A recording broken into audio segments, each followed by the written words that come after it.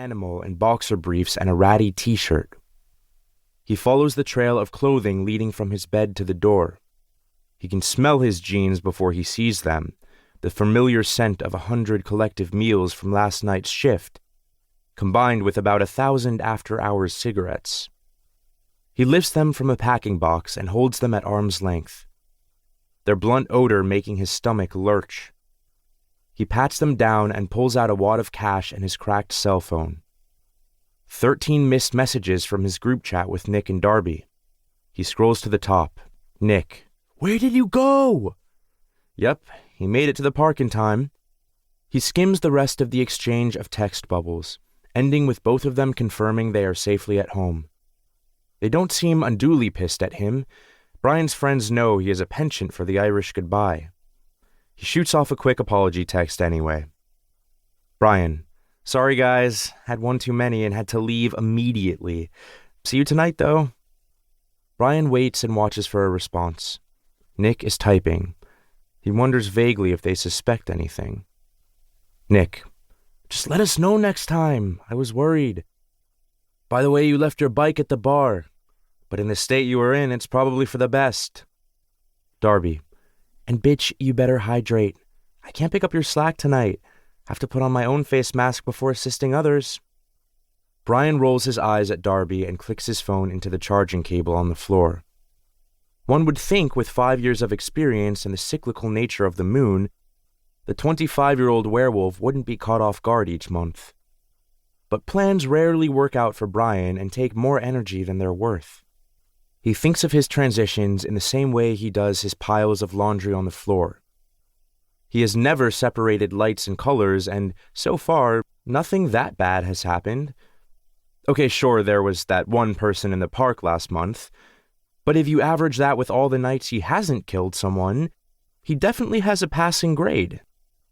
As penance for his bad decision-making, Brian begins to organize the chaos of his apartment. Starting from the front door, a trash bag in one hand, he works outwards, widening the footpath carved through the detritus that links the bed, bathroom, and kitchen. He picks up takeout flyers, balled-up tissues, and empty packs of cigarettes.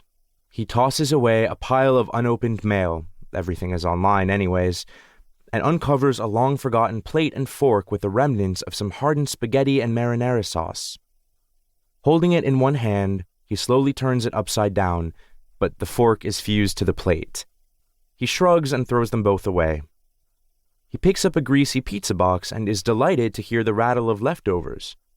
He gnaws at a 4-day-old pepperoni slice for breakfast while absent-mindedly kicking sweaters, socks, t-shirts, and jeans across the floor into their respective piles, triaging them from dirty to less dirty.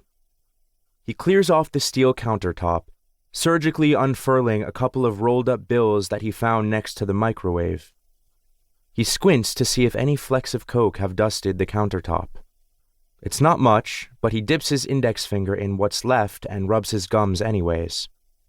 With some space now freed up in the room, he resolves to tackle the packing boxes. He has been avoiding them for months.